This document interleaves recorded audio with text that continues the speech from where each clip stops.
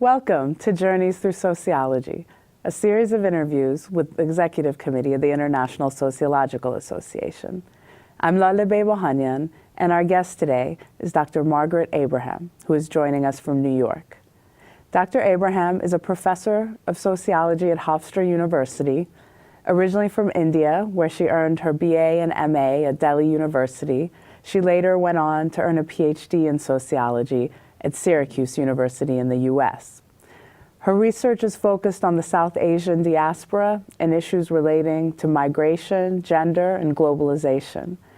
She's particularly worked on the issue of domestic violence among South Asian communities in the US, the basis of her book, Speaking the Unspeakable. She's also been heavily involved in forms of activism and policy consultation on this issue for over 20 years. Dr. Abraham is currently doing research on outsourcing, examining it from the perspective of workers. And she's also recently published an edited volume, Contours of Citizenship: Women, Diversity, and Practices of Citizenship. And in addition to serving on the ISA's Executive Committee, she's also the ISA's Vice President of Research and the American Sociological Association's National Representative to the ISA. Thank you so much for joining us today, Dr. Abraham. Thank you, Lale, for that wonderful and very kind introduction. Right. It's wonderful to have you here. And I actually, I'm excited about this interview because your work really kind of, you wear many sociological hats. You do professional research, policy work, forms of activism, teaching, a great deal of organizational work with the ISA and the ASA. So maybe just to begin with, you could tell us, among all these various things that you work on, what is it that you're particularly excited about right now? Well, let me begin by saying you've put it well, because I do see myself as a teacher and a researcher, as well as a community activist. And so I always see these things as interconnected. And it's what makes me think about social transformation. But that said, currently, the most exciting thing that I'm doing is work with the ISA. And I say that particularly because we're in the midst and actually close to the end of the final run for this, the forum, which will be Forum of the ISA Forum of Sociology, that will be held in Buenos Aires, 2012, August 2012, with this theme of social justice and democratization. And that is, it's exciting because it brings all the research committees together, many of them who are putting forth amazing sessions, but it's also in collaboration with the Association of Argentinian Sociologists and the Association of Latin American Sociologists. So again, truly in the global spirit, it allows us to do work that we hope will engage not only sociologists, but also public actors. And so to me, that is the most exciting thing going on currently, and also the most daunting thing. Right. Well, your career in sociology spends at least, back to your undergraduate work at Delhi University. So I would be interested in knowing, Dr. Abraham, what were some of the reasons that you were initially drawn to sociology in the first place? Well, I've always been interested in social issues, but I will say my earliest actually window into sociology was in high school. In India. And I think my group was the first batch of sociologists or students to study sociology in high school in India, at least in Delhi. And I think just that exposure, I think I actually fell in love with sociology. And I say that because the teachers who taught me there were the first influence. But then I did my undergrad at Hindu College in Delhi University, and then in graduate school we had an amazing set of sociologists, professors who really transformed the way I thought, both in terms of theory and action, and I should say empirical work. How do you bring the two together?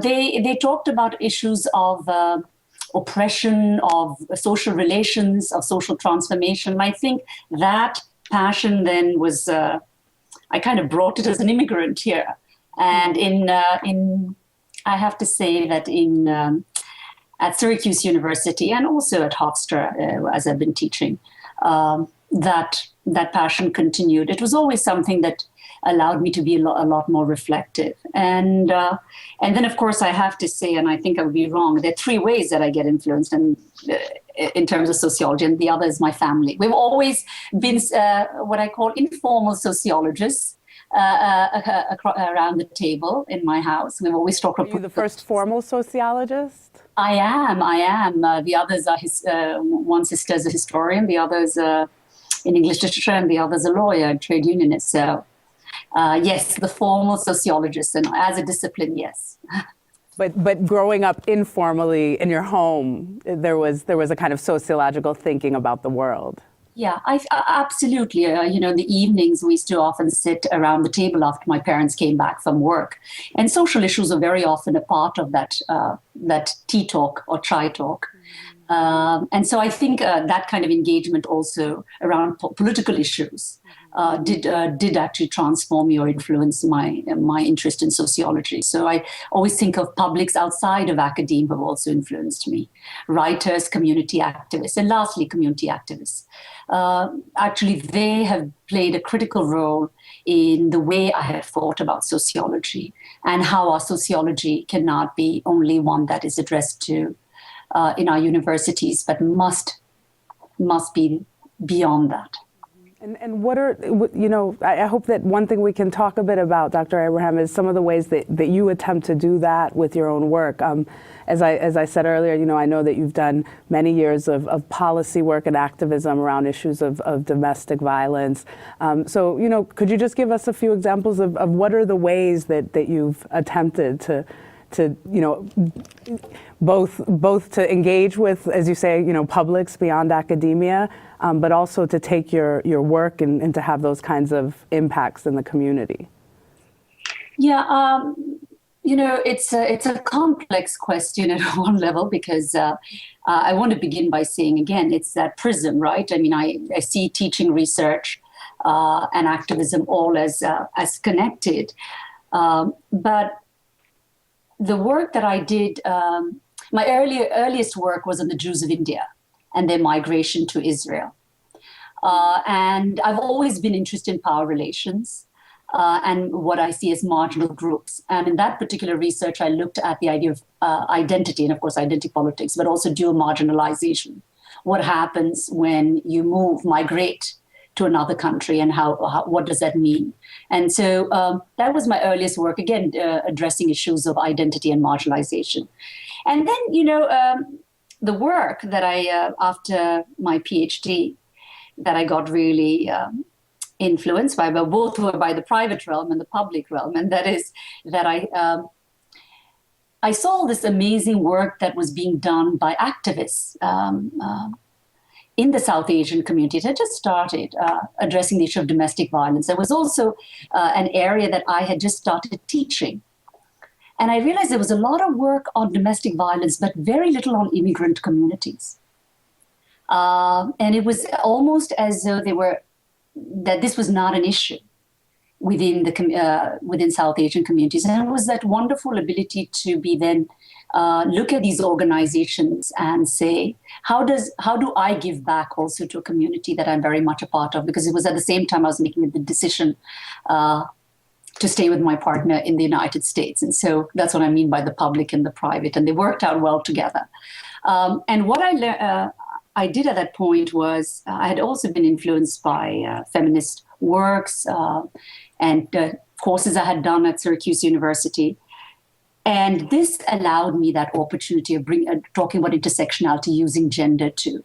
I came in, I will say, as a researcher, looking at organizations and wanting to also interview women.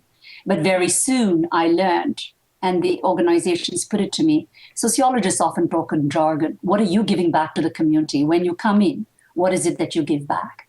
And I have to say that was my first kind of, well, I wouldn't say first, but it was something that struck home as to what as researchers do we bring to the table. So that shaped my lens about how whenever I do research, I need to do research that doesn't only look at one audience, but also, and doesn't just take, but how can it bring about social transformation? And I felt very seriously, and I made that commitment both to the women who had the courage to speak at the time when domestic violence was not being spoken about in our community, and putting that out.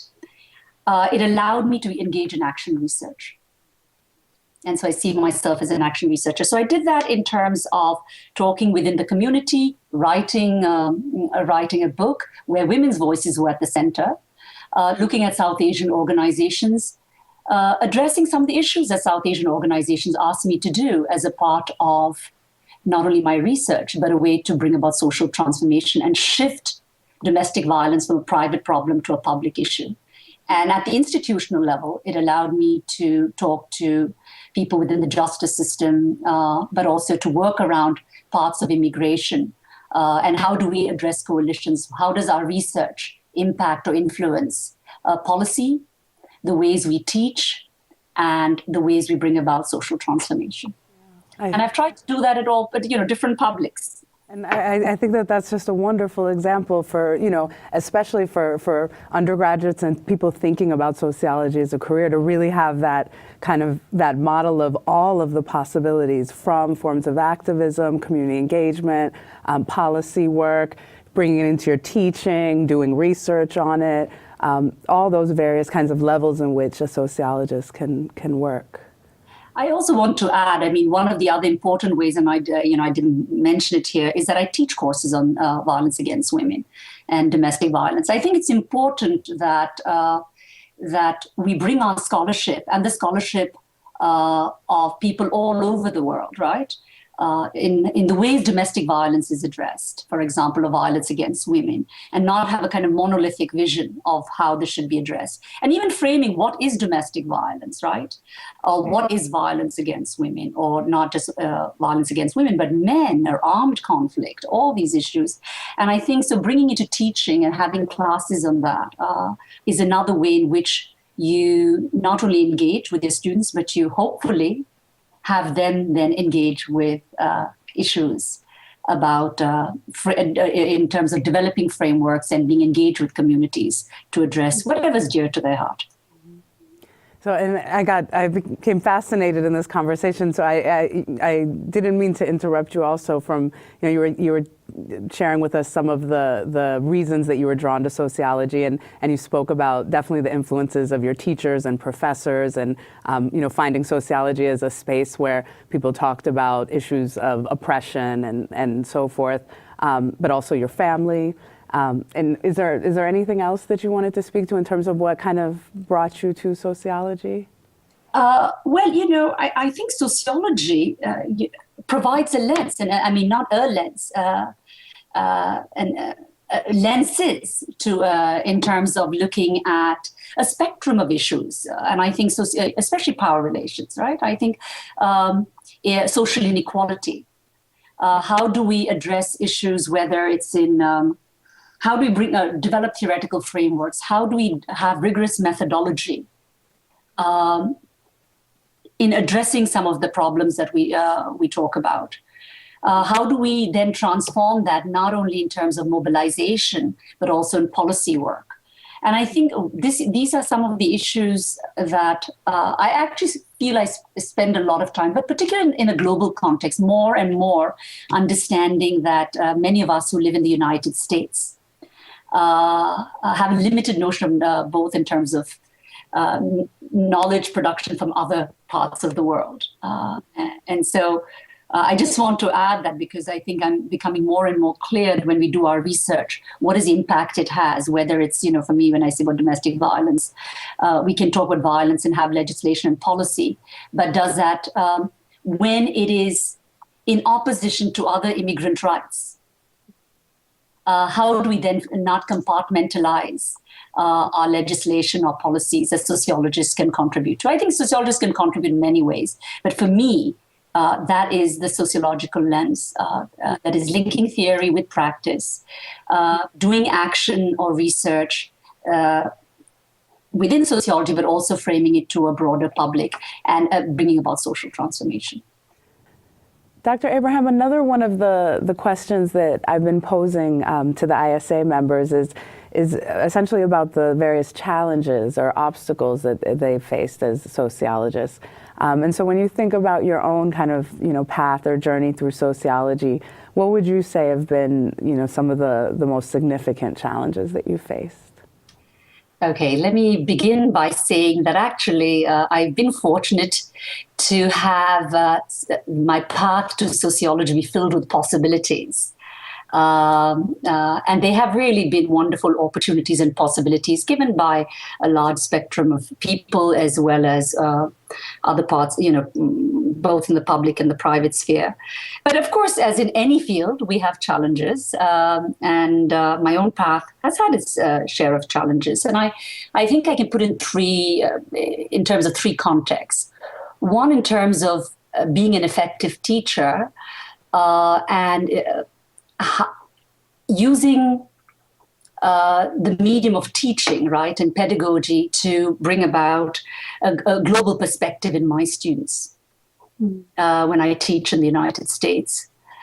Yes, they're wonderful and they're open, but how do you navigate that space when you're teaching particular texts?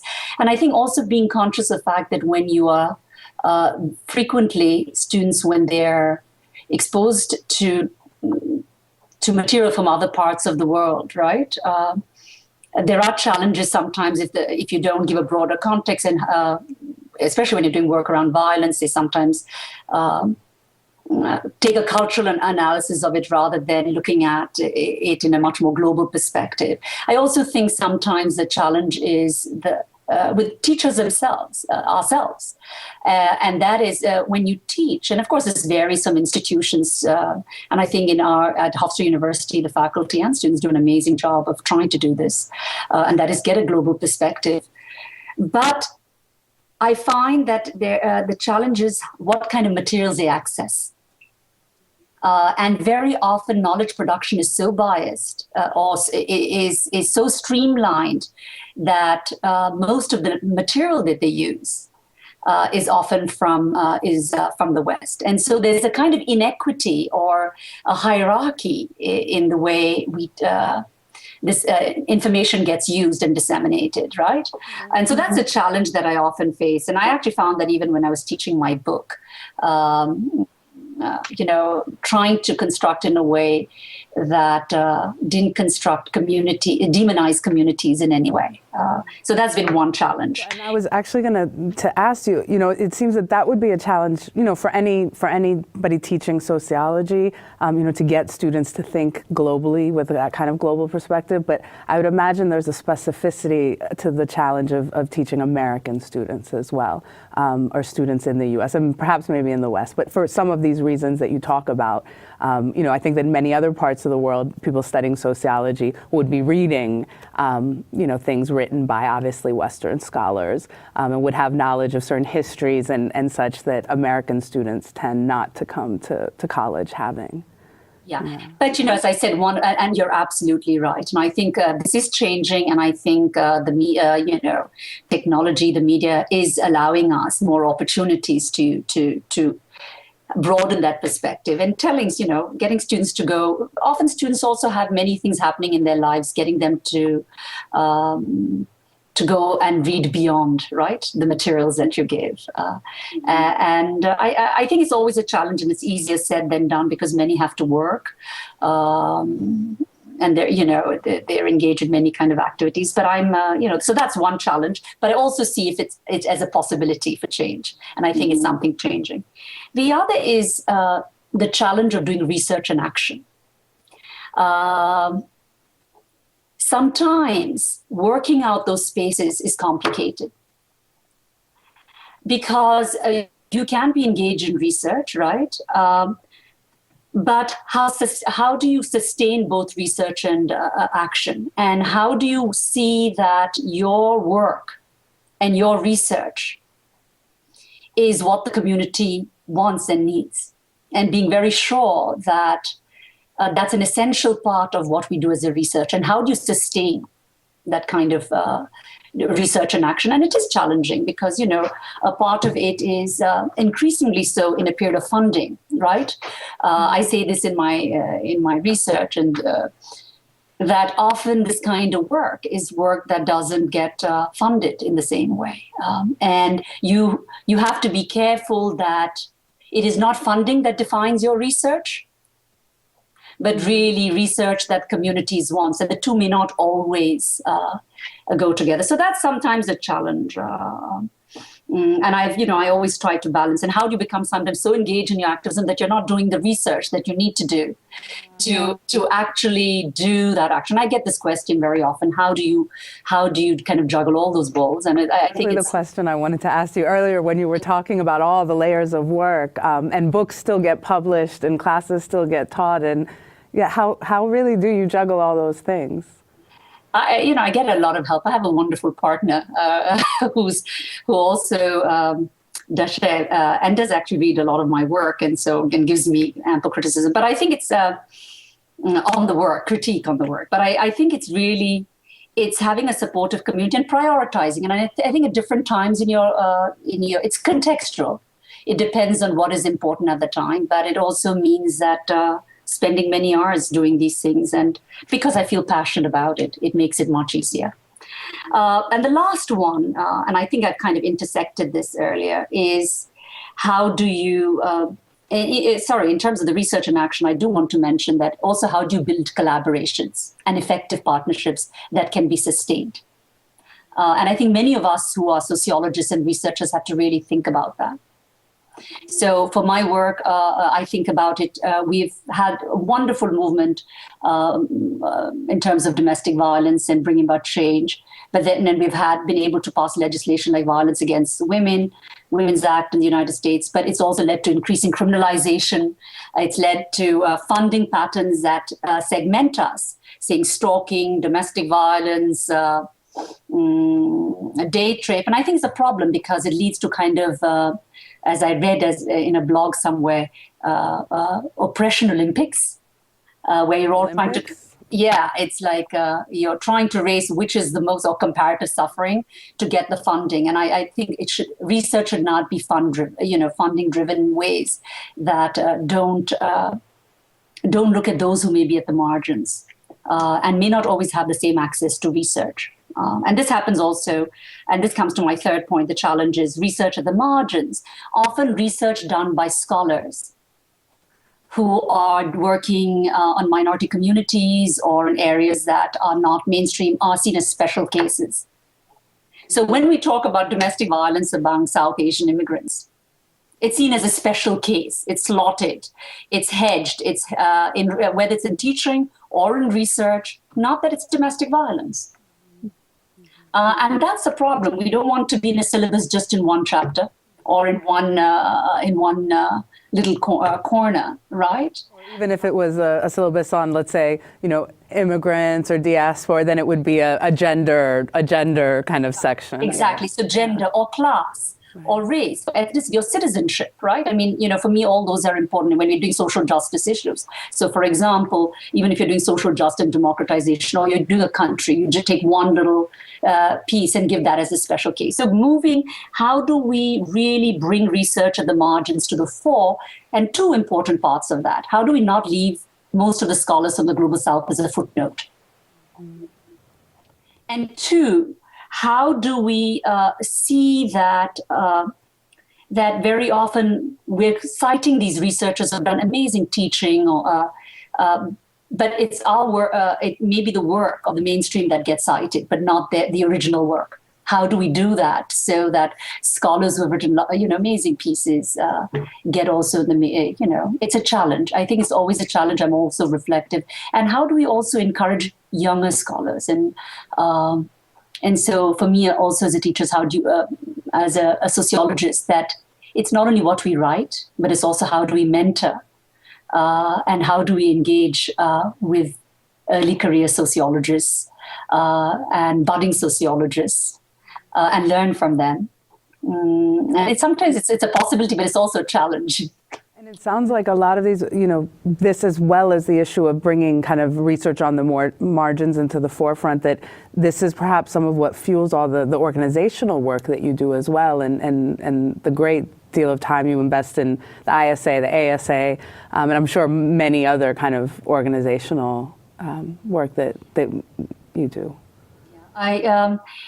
It's actually very gratifying. Yes, there are moments where one is tired, but it actually allows. It has a combination of the intellectual, emotional labor, and instrumental. It's all comes in like a kind of. There's a nexus of that, and perhaps it's who I am. I like to think I have some vision, but I also am a pragmatist at some points, and the ISA, especially this forum on, the ISA community is an amazing community. It's a community that's really influenced my world. I mean, going to the ISA and going to the conferences just broadens one's horizons in amazing ways. You meet people and scholars and activists and people doing interdisciplinary work who just change the lens with which you look at scholarship and research. And, so the reason I say this is the social justice and democratization theme, right, is once again, it forces me to think of a spectrum of issues and how they're connected, and looking at, when you look at all these wonderful sessions that are being done and the kind of collaborations and the themes that are being put together. And of course, the ISA Secretariat with Isabella Barlinska and her staff, and the ISA President, Michael Buraway, and our wonderful executive committee. They all help in framing what it means to be a global sociologist and a global citizen, I think. And so I think for me, very much, the work that I do is a part of the course because it allows us to not just study sociology, but do sociology. Mm-hmm. And in an increasingly global manner. Yes. You're right. I mean, spaces, what ISA, when working at ISA just has opened up new horizons, and ASA too, the ways I work, it allows us connectivities. SWS, Sociologists for Women in Society. But I also want to say that what you see as somebody working on all these the possibilities of collaboration, but going across time and how you can use technology. I mean, just look at what you all have been doing. And it just opens up a new way to look at sociology and what sociology can do. Yes, it's exciting. So, Dr. Abraham, unfortunately, we're short on time. And there's one question that I always end with, which is, if you had not been a sociologist, can you imagine another kind of career path that you might have taken? And in your case, you're quite an eclectic sociologist, and there's many kinds of things you do within being a sociologist. But if there had been another path for you, what do you think it might have been? Well, yes, I like to think of myself as the intersectional sociologist, right, or the intersectional action researcher. But yes. I started obviously my ties to sociology very early, but coming from the kind of family I've come from, and I think I would have been an activist or gone into politics, but used the political platform to really address social issues, issues of inequality, issues of social justice, about poverty, human rights. And women, I feel very strongly about the fact that women have been played a critical role in bringing about social change, the feminist movement, the women's movement, in all parts of the world. And yet, when you think of political office, you don't see that translating in same proportions. And so, yes, I would like to have been be an agent of change through politics. But on a much lighter note, I want to end with that. I tell my students this. Actually, what I would have done if I wasn't a sociologist, and if I wasn't going into politics, I would have had a cooking show. Really? And it would have been called Stirring It Up, Cooking and Talking Politics. Wow. So, and it would be a cooking show that brought people in, and we'd cook and eat, because cooking plays a major, not cooking, eating actually plays a major role in my life. But we were discussing political issues. I adore this idea. I think you should do this. And it would be a way that we could, because, food cuts across cultures, cuts across generations, but we'd also have a huge audience to who we'd make the political process so much more exciting. I think that's a wonderful idea. I hope that we see that someday, yes. I'm calling it Stirring It Up. I hope we won't be cutting too hard when we decide that the vegetables too hard in a tough way when we don't like the politicians we're talking about. Well, Dr. Abraham, it's been so wonderful having you with us today. Thank you so, so much for taking the time to be with us. Well, thank you, Lale, and thank you to the team. I think this is a wonderful, wonderful thing that you're doing, and I hope we'll have many more conversations outside of this as we move forward. I hope so. I look forward to it. Yes. This has been another journey through sociology with Dr. Margaret Abraham. Please join us again next time when our guest will be Dr. Dilek Cindoglu, who will be joining us from Turkey.